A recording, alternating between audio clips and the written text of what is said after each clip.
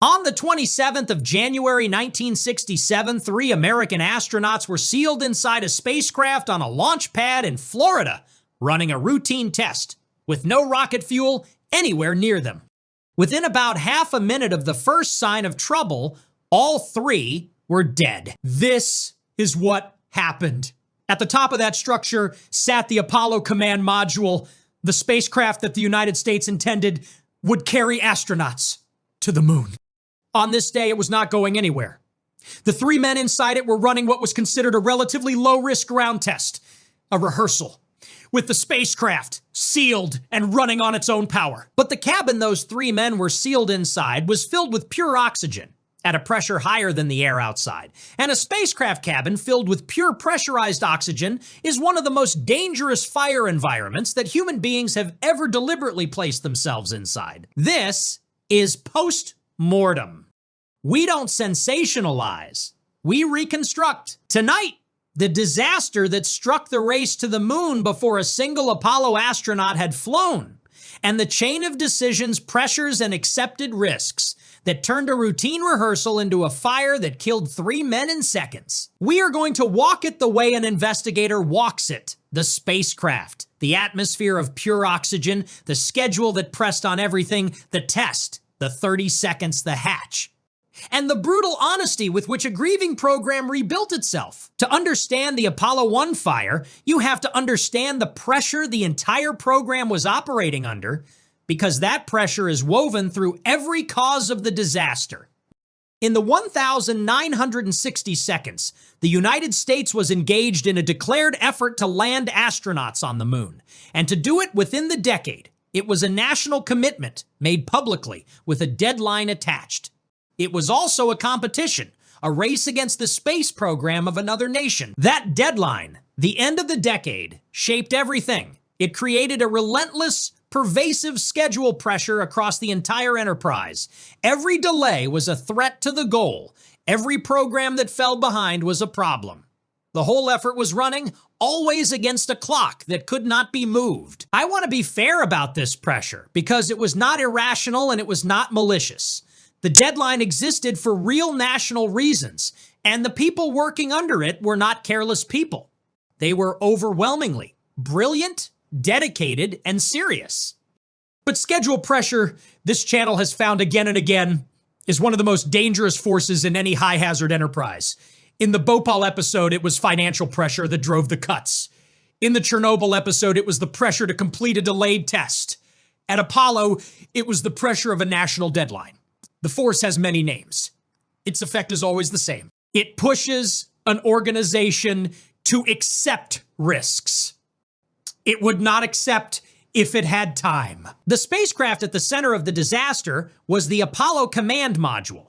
Specifically, an early version of it, the version intended for the first crewed Apollo flights. The Command Module was the cone-shaped spacecraft in which the astronauts would ride. It was a vehicle of extraordinary complexity. Life support, guidance, controls, communications, thousands upon thousands of components, and a vast quantity of internal wiring, all packed into a small pressurized cabin. And here I have to introduce the single most important design decision in this entire episode. The decision about the atmosphere inside the cabin. The Apollo Command Module, like the American spacecraft before it, was designed to use a cabin atmosphere of pure oxygen, not ordinary air. Ordinary air is mostly nitrogen, with oxygen making up only about 1/5 of it. The Apollo cabin in flight would contain pure oxygen at a low pressure. There were real engineering reasons for that choice, and I will give them to you fairly in a moment, but pure oxygen is the reason 3 men died, and I want it in your mind from the very start. The cabin atmosphere was pure oxygen. So let me be fair, as this channel always is, to the reasons behind the pure oxygen. Using pure oxygen in a spacecraft cabin had genuine engineering advantages. A pure oxygen system at low pressure was simpler and lighter than a system that had to manage a mixture of 2 gases. In a spacecraft, where every kilogram of weight and every bit of complexity is precious, a simpler, lighter life support system was a real benefit. The approach had been used successfully on earlier American spacecraft. The astronauts had flown with pure oxygen cabins before, and it had worked. So the choice of pure oxygen for Apollo was not a reckless one. It was an inherited, established, engineering justified choice, carried forward from spacecraft that had flown safely. But there is a crucial distinction, and the disaster lives inside it. In flight, in space, the pure oxygen cabin was at low pressure, below the pressure of the air at sea level.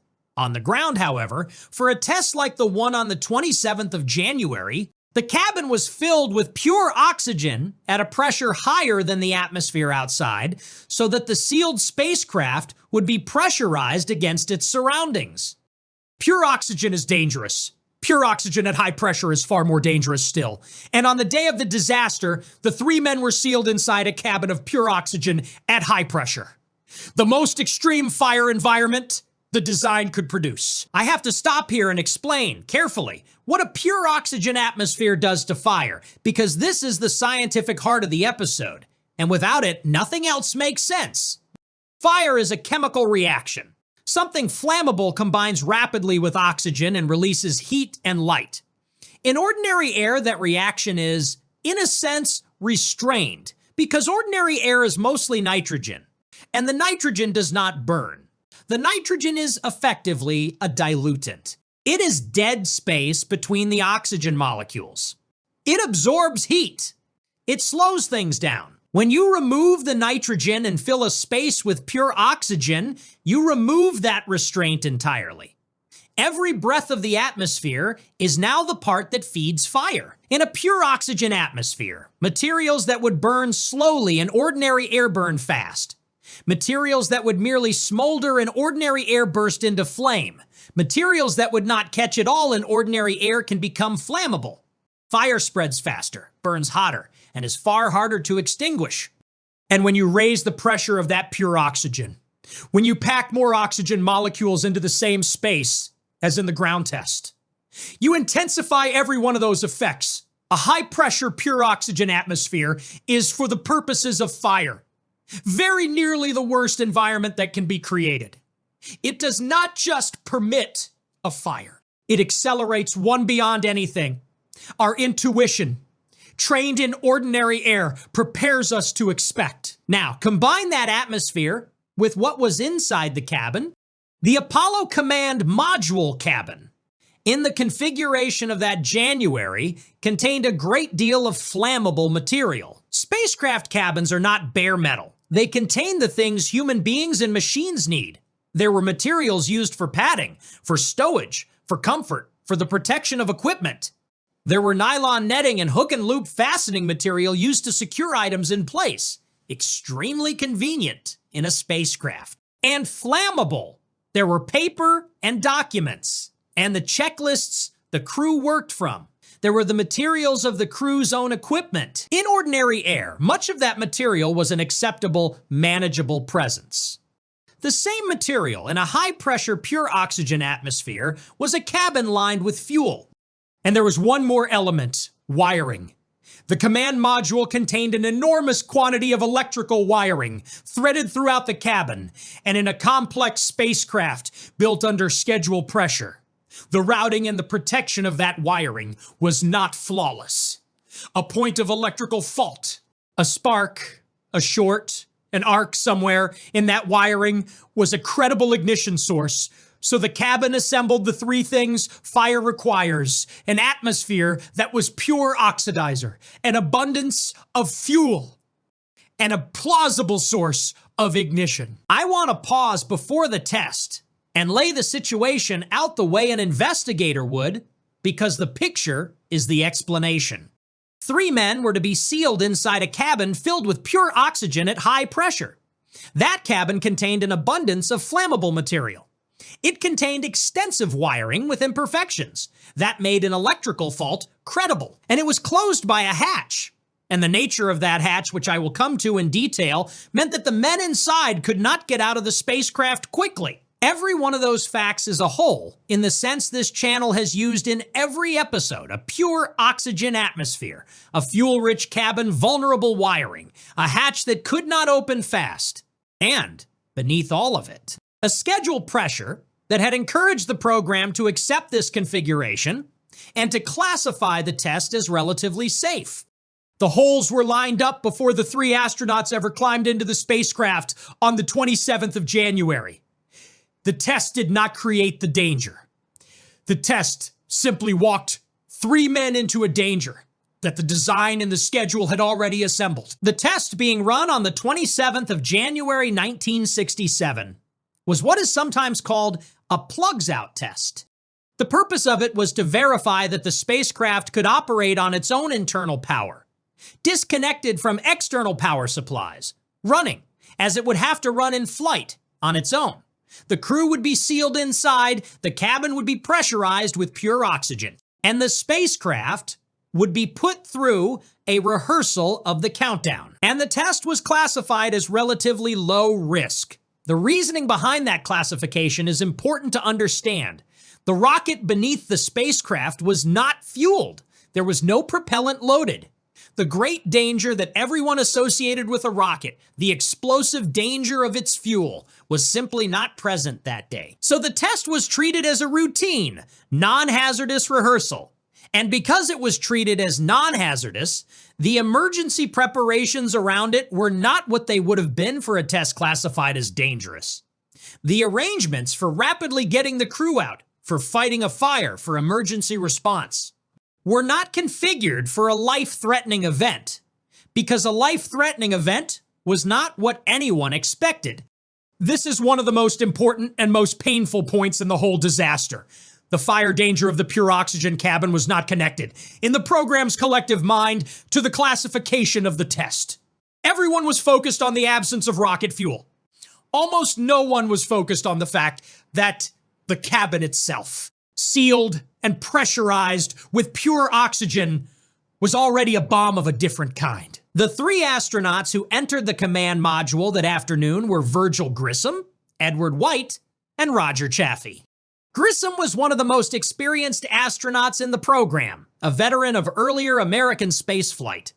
White was likewise an experienced astronaut, the first American to have walked in space. Chaffee was a younger astronaut. Preparing for his first spaceflight, they were the crew assigned to the first crewed Apollo mission. And that afternoon, they were doing the unglamorous, essential work of testing the spacecraft that was meant to carry them. They entered the command module, took their places on the crew couches, and the hatch was sealed behind them.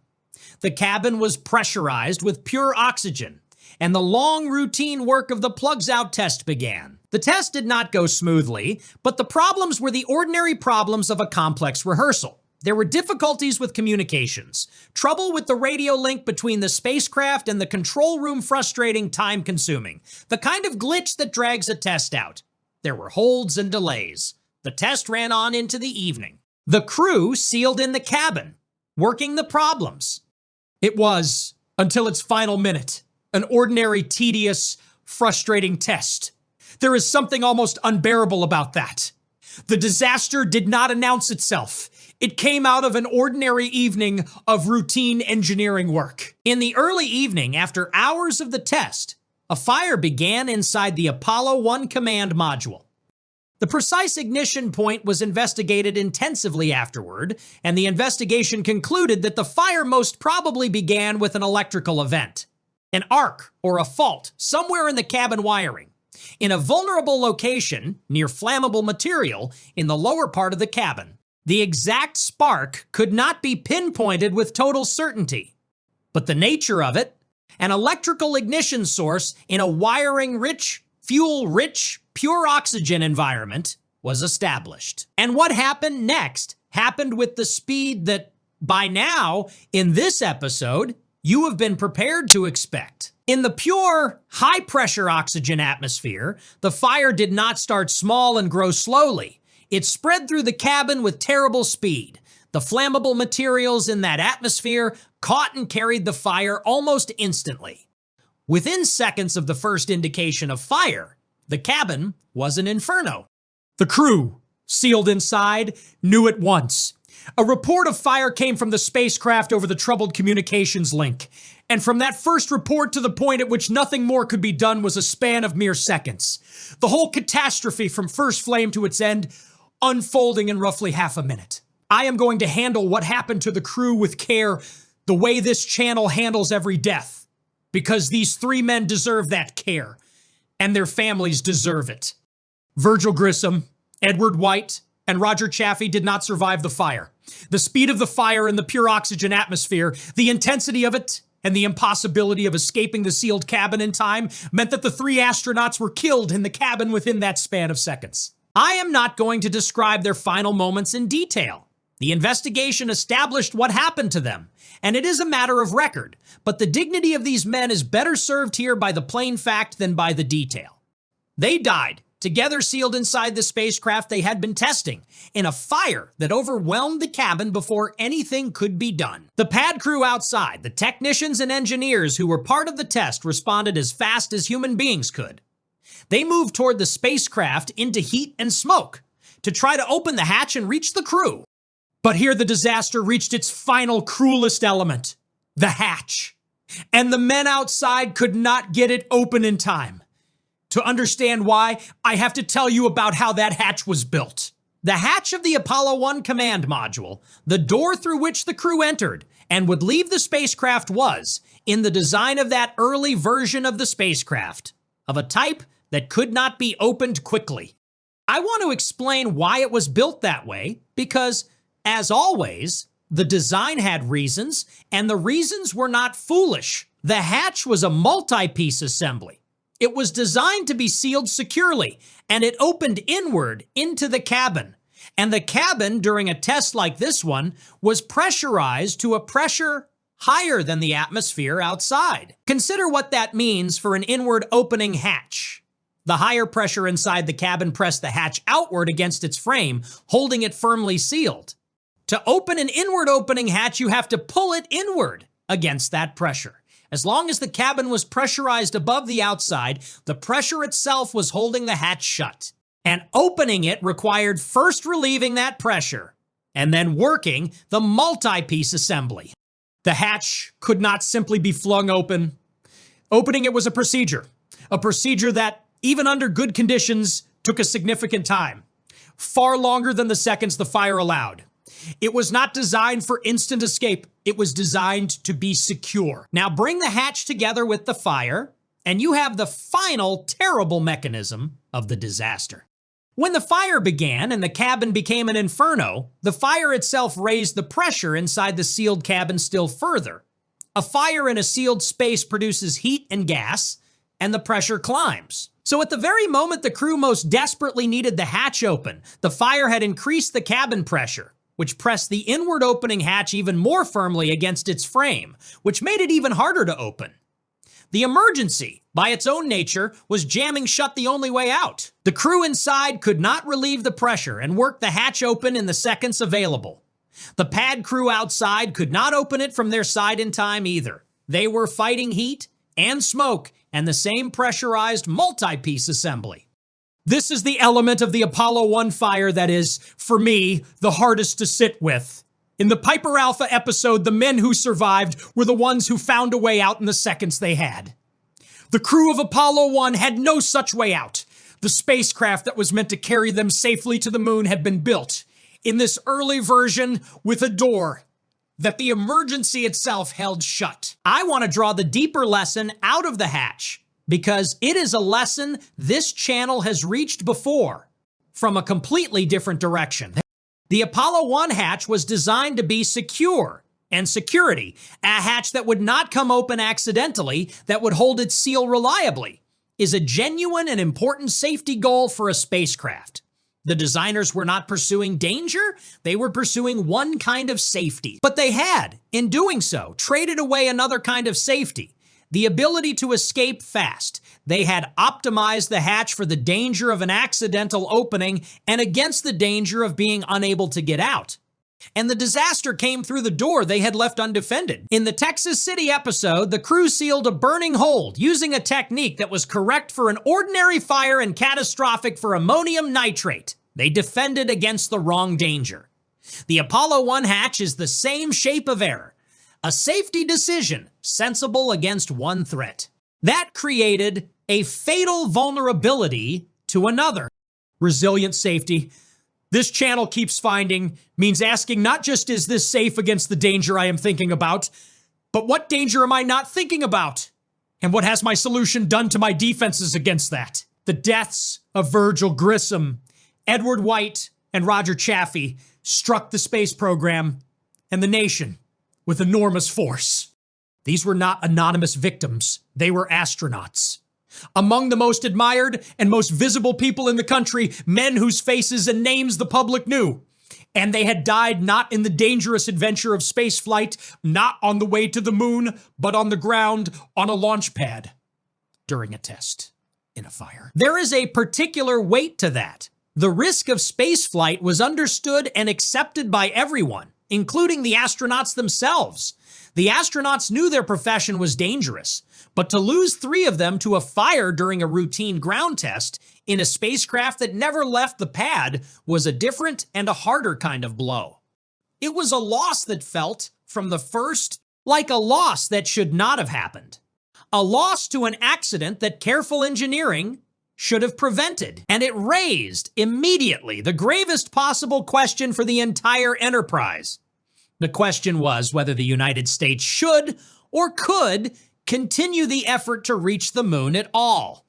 The Apollo program, in the days after the fire, was a program in mourning, and a program facing the real possibility that the disaster had ended it. What the program did next is the reason the Apollo 1 fire belongs on this channel, not only as a disaster, but as a model of how to respond to one. The program did not look away from the fire. It did not minimize it, manage it, or rush past it. It stopped. The crewed Apollo flights were halted. A thorough, serious, and searching investigation of the fire was undertaken. The command module was examined in detail. The wiring, the materials, the atmosphere, the hatch, the procedures, the decisions, the schedule pressure, all of it was opened up and looked at honestly. And the investigation was not a search for a single scapegoat. It was a search for the truth, for the whole chain of causes, technical and organizational, that had allowed 3 men to die in a spacecraft on the ground. The program turned the full force of its considerable intelligence onto its own failure. In the Piper Alpha episode, I called the Cullen Report one of the great pieces of disaster forensics ever produced, and praised the choice to respond to catastrophe with structural change rather than blame. The Apollo 1 investigation belongs in the same company. A grieving organization chose deliberately to confront the worst about itself, and that choice is the reason there was, eventually, an Apollo 1 won. The investigation into the Apollo 1 fire established the anatomy of the disaster, and I want to give it to you the way this channel always does, as a chain, link by link, because the chain is the lesson. The first link is the atmosphere. The cabin was filled with pure oxygen, and for the ground test, it was pure oxygen at high pressure, the most extreme fire environment the design could create. The second link is the fuel. The cabin contained an abundance of flammable material, netting, fastening material, padding, paper, the materials of the crew's equipment, which in that atmosphere amounted to a cabin lined with fuel. The third link is the ignition source. The cabin contained extensive wiring, and that wiring had vulnerabilities, imperfect routing, and protection. That made an electrical fault, a spark, or an arc a credible source of ignition. The investigation concluded the fire most probably began with such an electrical event. The fourth link is the hatch, the inward opening, multi-piece. Pressure-sealed hatch could not be opened quickly, and the fire zone increase of cabin pressure made it harder still, so there was no rapid escape and no rapid rescue. And the fifth link, beneath all the others, is the organizational one.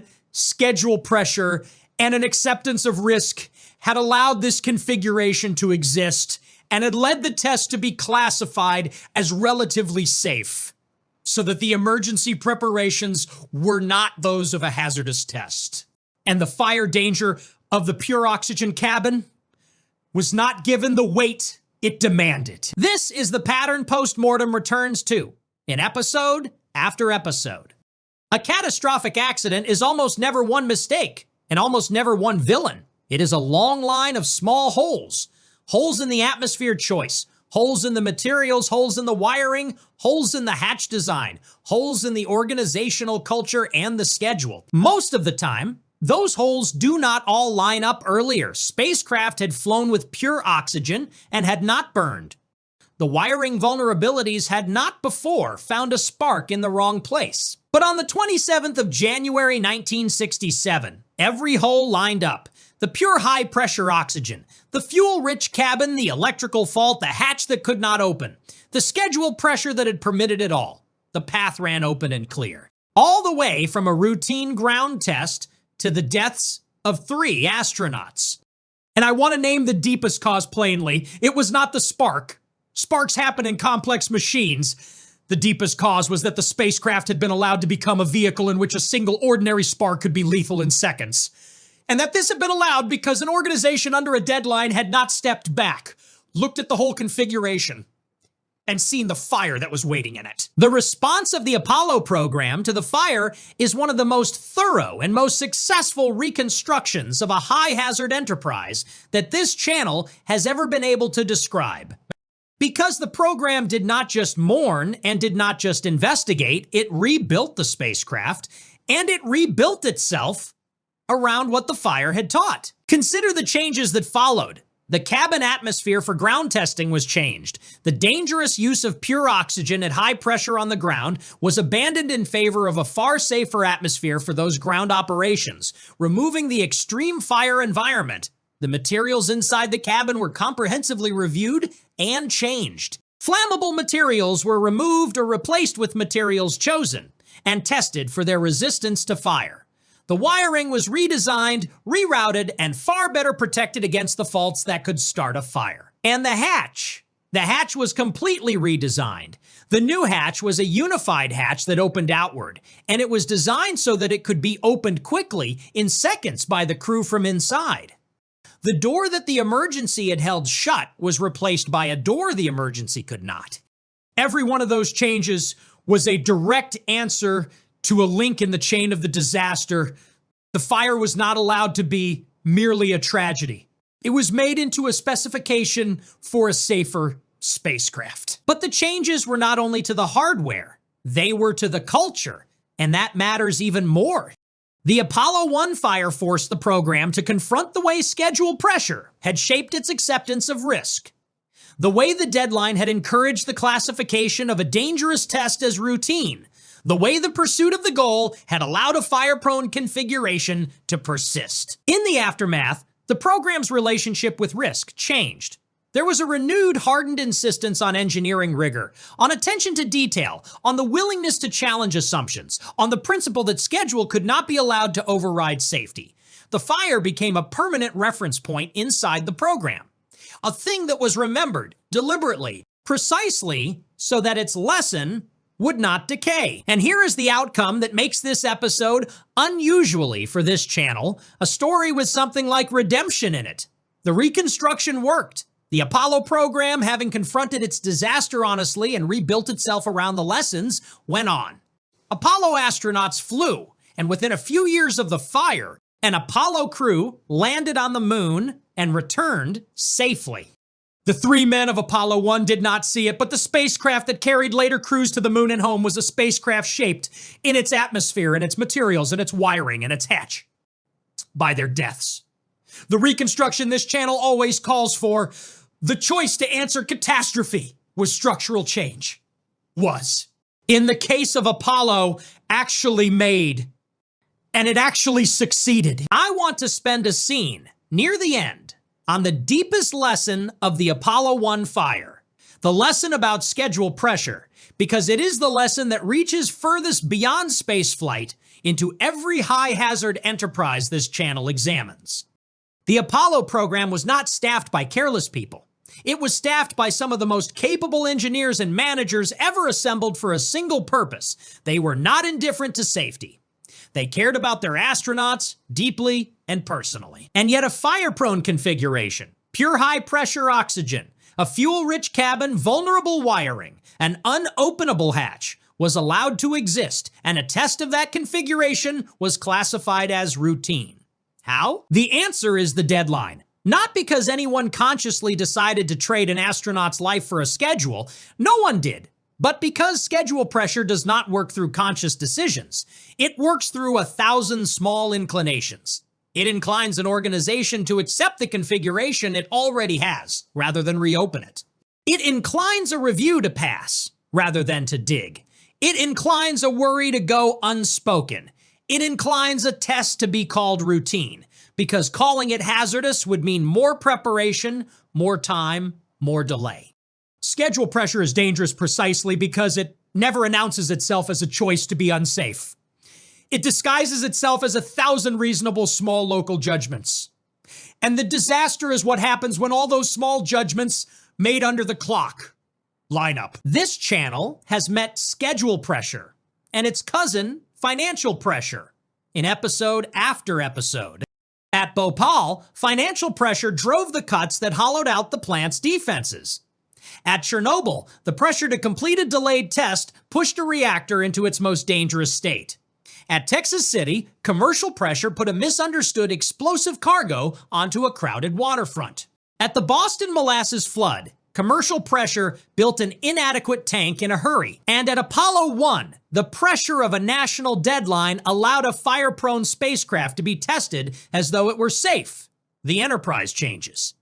The pressure is always there, and it always works the same way. The lesson, the hard universal lesson, is that an organization operating a high-hazard system has to treat schedule pressure as a hazard in itself. It has to build deliberately the discipline to resist it, the willingness to stop, the protection of the person who raises a concern, the rule that safety judgments are made on their merits and not against a clock. The Apollo program learned that lesson at the cost of 3 lives. And, to its enormous credit, it genuinely learned it. The fire became the program's permanent reminder that the deadline must never again be allowed to decide what was safe. Virgil Grissom, Edward White, and Roger Chaffee are remembered. They are remembered as astronauts, as men who gave their lives to the effort to reach the moon. And although they died on the ground in a test, they are honored among those lost in the pursuit of spaceflight. The launch complex, where the fire happened, became, in time, a place of memorial. The site marked, the 3 names kept. And they are remembered most powerfully in the spacecraft itself. Every Apollo command module that flew after the fire, everyone that carried a crew safely through space and home, everyone that went to the moon was a safer spacecraft because of what the loss of Apollo 1 had taught. The 3 men are present in the design of every mission that succeeded them. That is the truth that Post-Mortem keeps returning to, and it is the truth I want to leave you with tonight. A spacecraft, like a chemical plant, like a reactor, like an airship, like a bridge, like a cargo ship, like a storage tank, is a promise. It is a promise made to the people who climb inside it that everyone who designed it and built it and tested it has done all that could be done to bring them home. At Apollo 1, that promise failed, not through malice, not through indifference, but because an organization under the pressure of a deadline had allowed a fire-prone spacecraft to exist and had called the test of it routine.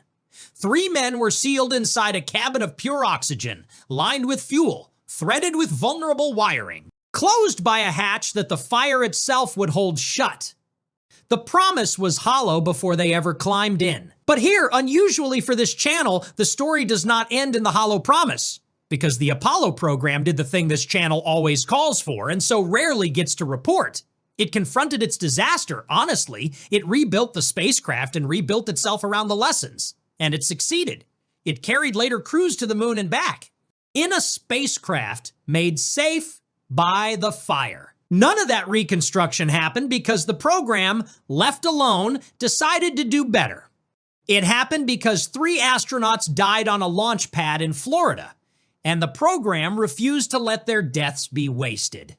Thank you for sitting with this one. If reconstructions like this matter to you, subscribe. The channel is here for them.